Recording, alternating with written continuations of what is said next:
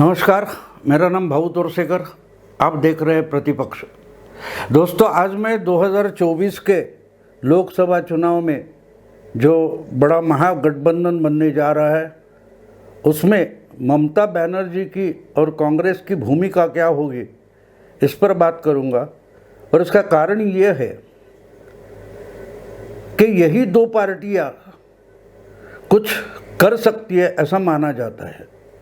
पहली बात तो ये है कि जब तक ममता ने तीसरी बार बंगाल नहीं जीता था, तब तक मोदी विरोधी और बीजेपी के खिलाफ, बीजेपी की नफरत करने वाले जो पार्टियां हैं वो सब हताश निराश हो गई थी कि अगर ममता भी हार जाएगी तो क्या होगा। ये बात सिर्फ इंटेलेक्चुअल्स, पुरोगामी या क्या बोलते हैं उसको, सेक्युलर पार्टियां नहीं बोल रही थी, सेक्युलर बुद्धिमंत नहीं बोल रहे थे, बल्कि कांग्रेस में भी कुछ लोग ये बोल रहे थे। कांग्रेस में तो इतना लकवा मार गया है कि 2 साल हो गए उस पार्टी को कोई अध्यक्ष नहीं है, लेकिन फिर भी देश में 2 नंबर की पार्टी कांग्रेस है। और इसलिए जो मोदी से नफरत करते उनको होप, आशा, उम्मीद कांग्रेस से है। लेकिन जिस ढंग से बीजेपी ने बंगाल में चुनाव लड़ा, उसके बाद तो ये इतने डर गए सब सेकुलर लोग कि उनको लगा कि अगर बंगाल हाथ से गया तो आहिस्ता आहिस्ता पूरे देश में बीजेपी इतनी ताकतवर हो जाएगी कि उसके खिलाफ लड़ना तो दूर की बात है, बोलना भी मुश्किल हो जाएगा। इसलिए सब लोग ममता की तरफ खड़े हो गए थे। ममता को, यानी आपको याद होगा कि उसके जब चुनाव शुरू होने वाला था उसके पहले शिवसेना और शरद पवार जी भी बंगाल का चुनाव लड़ने की बात कर रहे थे। लेकिन जब चुनाव की घंटी बज गई उस वक्त ये भी भाग गए और बोले कि नहीं, हम ममता के पीछे। एक तो बात सीधी है कि शिवसेना या शरद पवार के एनसीपी, इस पार्टियों से बंगाल में कोई मतलब नहीं है, क्योंकि उनके कोई वोटर है ही नहीं। हाँ, कोई खड़ा रहेगा तो 2000-4000 वोट्स निकल आते। 1 लाख भी पूरे बंगाल में ऐसे पार्टियों को कोई वोट नहीं देने वाला। फिर भी ये एक पोस्टर ले लेते, कुछ बोलते हैं तो बात छोड़ दो। लेकिन वो भी बोलते थे कि अगर ममता जीतनी चाहिए, और ममता तो जीत गई। कांग्रेस ने तो इस तरीके से मार खाई है कि बंगाल की विधानसभा से कांग्रेस का नामो निशान मिट गया। तो मैंने ऐसा सुना था कि प्रशांत किशोर ने कांग्रेस यानी राहुल गांधी, सोनिया गांधी को कन्विंस किया था कि अगर आप ममता को उसी ताकत से जीतने की परिस्थिति पैदा कर देते हो तो ममता बंगाल में अटकी रहेगी और राष्ट्रीय नेशनल पॉलिटिक्स में आएगी नहीं, और राहुल का रास्ता खुला रहेगा। तो इसलिए शायद ये पॉसिबिलिटी है शायद कि कांग्रेस में बंगाल में विधानसभा चुनाव के दरमियान कांग्रेस हारी नहीं है, बल्कि हारने के लिए ही चुनाव में उतरी थी। आपको याद है कि राष्ट्रीय तौर का कोई भी नेता बंगाल में कांग्रेस के प्रचार के लिए आया भी नहीं। न प्रियंका गांधी गई, न राहुल गांधी गए। राहुल गांधी एक नक्सलबाड़ी की मीटिंग लेने के लिए चले गए थे एक दिन, और दूसरे दिन बोले कि भाई कोरोना की सेकंड लहर, दूसरी लहर इतनी ज़ोर शोर से है कि इसका अगला मेरा प्रोग्राम मैं रद्द कर देता हूँ। और उसके बाद 4 दौर का चुनाव बाकी था। तो कहने का मतलब ये है कि अगर ममता बंगाल में अटकी रहेगी तो राहुल गांधी को राष्ट्रीय स्तर पर ममता चैलेंज करने के लिए नहीं आएगी, ये समझाया गया था। और शायद इसीलिए ममता की जो भारी जीत दिखाई दे रही है उसका कारण वही है कि कांग्रेस ने अपने पूरे वोट ममता की तरफ मोड़ लिए और लेफ्ट फ्रंट से दगाबाजी की। क्योंकि बंगाल के चुनाव में लेफ्ट फ्रंट और कांग्रेस का एक अलग फ्रंट बना था, लेकिन कांग्रेस के साथ जाते जाते लेफ्ट फ्रंट का भी सत्यानाश हो गया और अब 2 ही पार्टियां बची है, टीएमसी ममता और मोदी बीजेपी। लेकिन चुनाव का रिजल्ट लगने के बाद ममता को इतना जोश आ गया है कि अब वो खुद राष्ट्रीय पॉलिटिक्स में, नेशनल पॉलिटिक्स में आना चाहती है। और थोड़ा सेटल होने के बाद, यानी चुनाव के 2 महीने बाद उन्होंने घोषणा की कि मैं दिल्ली आ रही हूँ। यानी उन्होंने बहुत सारे अपोजिशन लीडर है उनको फ़ोन करके बता दिया कि मैं दिल्ली आ रही हूँ, हम मीटिंग करेंगे और 2024 के लिए मोदी के लिए चैलेंज खड़ा कर देंगे। उन्होंने उसके पहले बहुत सारे राज्यों में वीडियो कॉन्फ्रेंस करके ममता बनर्जी ने एक भाषण दिया था। गुजरात में, उत्तर प्रदेश, हरियाणा, पंजाब, तमिलनाडु, बहुत सारे राज्यों में वीडियो कॉन्फ्रेंस करके, यानी ऑनलाइन उनका भाषण प्रसारित हुआ था। दिल्ली के कॉन्स्टिट्यूशन क्लब में बहुत सारे विरोधी नेता या बिगर भाजपा नेता उनका भाषण सुनने के लिए इकट्ठा हुए थे। उसमें कांग्रेस के भी कुछ नेता थे। तो उस वक्त उन्होंने जाहिर तौर पर बता दिया था, पवार साहब हो या और कुछ नेता हो, उनको बता दिया था कि आप अपोजिशन यूनिटी के लिए तैयारियां शुरू करें। मैं तो आने वाली हूँ, वहाँ आकर सबसे बात करूँगी, लेकिन हम लोग 2024 के लिए मोदी के सामने एक बड़ा चैलेंज खड़ा करेंगे, यानी तीसरा फ्रंट बनाएंगे।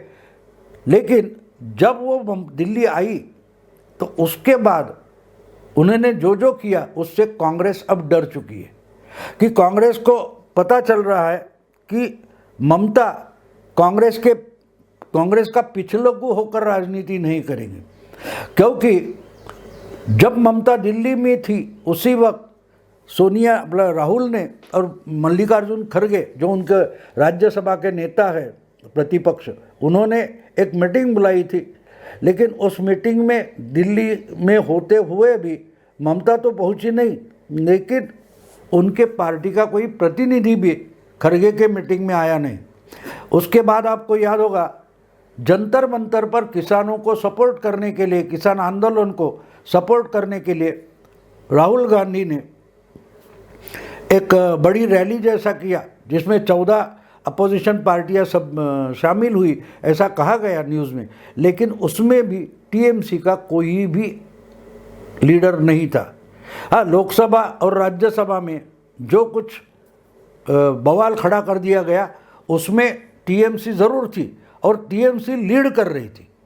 कांग्रेस से भी ज़्यादा मस्ती और बवाल अगर किसने किया है तो टीएमसी के नेताओं ने किया, और उतना भी नहीं तो सस्पेंड भी टीएमसी के ही नेता ज़्यादा से ज़्यादा हुए। तो हम एक देख सकते हैं कि ममता पूरे देश में अपनी पार्टी फैलाने के लिए या मोदी को या बीजेपी को असल में एक ही अपोजिशन पार्टी है वो दिखाने की कोशिश कर रही है। पार्लियामेंट में कांग्रेस नहीं लड़ रही है, टीएमसी लड़ रही है। ऐसा एक पिक्चर ममता बनर्जी या टीएमसी खड़ा कर रही है। और इसलिए बीजेपी और मोदी सरकार के खिलाफ जो लड़ाई राहुल गांधी छेड़ते हैं या कांग्रेस छेड़ती है उसमें टीएमसी शामिल नहीं होती। वो अलग से अपना प्रोग्राम बना देती है। बाकी छोटी मोटी पार्टियां निकल जाती है कांग्रेस के साथ, राहुल के साथ, लेकिन टीएमसी जहां राहुल लीडरशिप कर रहे हैं वहां बिल्कुल आती नहीं, शामिल नहीं होती। ये एक इंडिकेशन है। लेकिन ये हम जो बैकग्राउंड है वो अगर हमने समझ लिए तो अब जाकर उसके आगे क्या होने वाला है वो समझिए। टीएमसी ये चाहती है कि हर पार्टी कांग्रेस के पीछे पिछलग्गू हो जाए, ये तो हो नहीं सकता, और टीएमसी तो बिल्कुल नहीं होगी। आप हमको फ़ोन करेंगे कि परसों या कल या परसों कोई एक प्रोग्राम बनाया है, आप भी उसमें शामिल हो जाए, तो इस ढंग से कांग्रेस की लीडरशिप हमें मंजूर नहीं है। कांग्रेस को अगर हमारा साथ चाहिए तो टीएमसी के साथ और बाकी अपोजिशन पार्टी के साथ कुछ भी तय करने से पहले विचार होना चाहिए, सलाह मशवरा होना चाहिए। अगर नहीं होगा तो आपके साथ टीएमसी उस प्रोग्राम में शामिल नहीं होगी। और यही हमने देखा, जब खड़गे ने मीटिंग बुलाई तो उस पर टीएमसी ने बहिष्कार डाला था। दिल्ली में होकर भी ममता वहाँ नहीं पहुँची। ममता सोनिया जी से मिलने गई, लेकिन खरगे और राहुल गांधी ने जो मीटिंग बुलाई थे उसमें ममता नहीं गई, ना तो उनके पार्टी का कोई गया। जंतर मंतर का प्रोग्राम भी राहुल गांधी ने ऐसा ही बनाया, सब पार्टियों को बोल दिया कि चलो जंतर मंतर पर जाते हैं और किसान आंदोलन का सपोर्ट करते हैं। कुछ 14 पार्टियां वहां पहुंच गई, कोई बात नहीं, लेकिन टीएमसी वहां नहीं पहुंचे। ये एक संकेत है, सिग्नल है, वो हमें पॉलिटिक्स में समझना पड़ता है। अगर राजनीति समझनी है तो उसके संकेत भी समझने ज़रूरी होते हैं। अब देखिए, ये पिछले 15 दिन की बात है कि सिग्नल दे रही है, एक पिक्चर बना रही है ममता बनर्जी कि कांग्रेस कुछ भी तय करे तो हम उसके पीछे पीछे आने वाले नहीं हैं। हमें पूछे बगैर या बाकी की पार्टियां और पर्टिकुलरली टीएमसी से कुछ सलाह मशवरा किए बगैर अगर कोई डिसीजन लिया जाता है तो हम कांग्रेस के साथ आने वाले नहीं हैं। हमें भी मोदी और बीजेपी के खिलाफ अपोजिशन की पूरी यूनिटी चाहिए, लेकिन उसका मतलब हम कांग्रेस जो बोलेगी उसी ढंग से बर्ताव करेंगे या पीछे पीछे आएंगे, ये भी नहीं हो सकता। कांग्रेस को अगर मोदी को हराना है तो हमें भी हराना है, लेकिन ये बात एक दिल से होनी चाहिए, ना कि एक पार्टी की डिक्टेटरशिप से होनी चाहिए। राहुल गांधी कुछ तय करेंगे और हमको बिल्कुल चुपचाप सुनना है, तो ये तो होने वाला नहीं है। यही सिग्नल दिया गया है और वो अब तक तो एक्शन में दिखाई दे रहा था सिग्नल कि क्या करना चाहती है ममता, कि ममता राहुल की लीडरशिप नहीं मानती, लेकिन उसके आगे एक कदम और पड़ा है, उसके आगे एक और कदम पड़ा है। और टीएमसी का जो मुखपत्र है बांग्ला भाषा में, एक उनका जो माउथ पीस चलता है, उसके एडिटोरियल में लिखा गया है, खुलेआम लिखा गया है कि अकेले राहुल गांधी या कांग्रेस कुछ बात तय करेगी तो उसमें टीएमसी शामिल नहीं होगी। हमको हमारी पार्टी की भी ताकत देखनी पड़ेगी। और दूसरी बात है कि ऑल इंडिया चुनाव जब होता है और किसी राज्य में चुनाव होता है तो हम कांग्रेस का सपोर्ट करेंगे, ये भी कांग्रेस ने गृहीत नहीं धरना चाहिए। हमसे पहले मशवरा करना चाहिए और पार्टियों की मदद मांगनी चाहिए, तब ही हम कांग्रेस के साथ आ सकते हैं। और दूसरी बात है कि जहां तुम्हारी ताकत है वहां हमको भी चुनाव की प्रक्रिया में शामिल करना चाहिए। इसका मतलब ये है कि समझो यूपी में कांग्रेस लड़ने वाली है तो यूपी के 80 लोकसभा सीट है या 400 से ज़्यादा विधानसभा की सीट है, उसमें कुछ 5, 10, 15, 25 सीटें टीएमसी को देनी पड़ेगी। मध्य प्रदेश हो या गुजरात हो या राजस्थान हो, छत्तीसगढ़ हो, झारखंड हो, वहाँ भी टीएमसी लड़ना चाहती है, अपना पार्टी का विस्तार करना चाहती है, तो उसमें आपकी साथ टीएमसी को मिलनी चाहिए। अगर आपको टीएमसी का ऑल इंडिया साथ चाहिए तो कांग्रेस ने भी और पार्टियों को ऑल इंडिया साथ देना पड़ेगा। इसका मतलब सीधा सीधा ये होता है कि पार्टियां अलग अलग रहेगी, लेकिन जो गठबंधन बनेगा वो हर राज्य में, राज्य का विधानसभा का चुनाव हो या लोकसभा का चुनाव हो, एक साथ लड़ेंगे। और छोटी छोटी पार्टियां, अलग पार्टियां हैं, उनको भी वहाँ कुछ सीटें दी जानी चाहिए। यानी मध्य प्रदेश में अगर कांग्रेस की ही ताकत है, बाकी की पार्टियां छोटी है, तो उनको 1-2 सीटें तो देनी पड़ेगी। गुजरात में अगर दूसरी पार्टियां नहीं है तो कांग्रेस को एनसीपी हो या टीएमसी हो या सोशलिस्ट पार्टी हो, बीएसपी हो, ऐसी जो छोटी पार्टियां अगर वो मांगती है, कुछ करना चाहती है, तो उनको भी 1-2 सीटें, 5 सीटें देनी पड़ेगी। ये सीधा सीधा इशारा है कांग्रेस को, टीएमसी का, जो उनके माउथ पीस जागो बांग्ला करके जो उनका मुखपत्र है उसमें लिखा गया है एडिटोरियल में कि और स्टेट में भी कांग्रेस को, दोस्त पार्टियों को, मित्र पक्ष को साथ लेना पड़ेगा, उनके साथ सीट का बंटवारा करना पड़ेगा।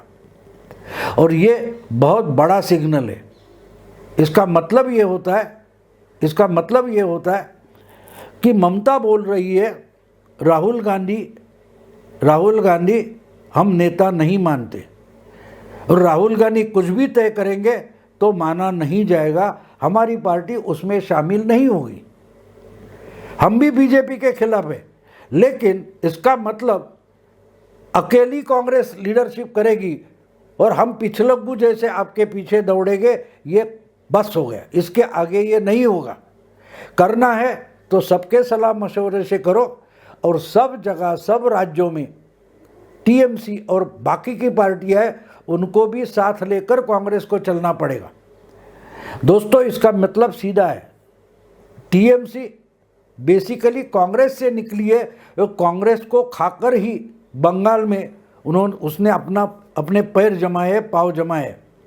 तो अब टीएमसी ये चाहती है कि देश भर में जो कांग्रेस मर रही है, खत्म हो रही है, उसका जो स्पेस है वो टीएमसी ले सकती है, क्योंकि आइडियोलॉजी टीएमसी और कांग्रेस की एक जैसी है। लेकिन कांग्रेस की लीडरशिप अगर ताकतवर नहीं है और लड़ना ही नहीं चाहती, तो उस राज्य के, हर राज्य के कांग्रेसी कार्यकर्ता जो है उनको कोई लड़ाकू नेता चाहिए, वो लड़ाकू नेता करके मुझे पेश होना है। तो ममता कांग्रेस को बता रही है, सिंहासन खाली करो, दिल्ली का सिंहासन, अपोजिशन का जो सिंहासन है, अपोजिशन का जो दिल्ली में सिंहासन है वो खाली करो, ममता आती है।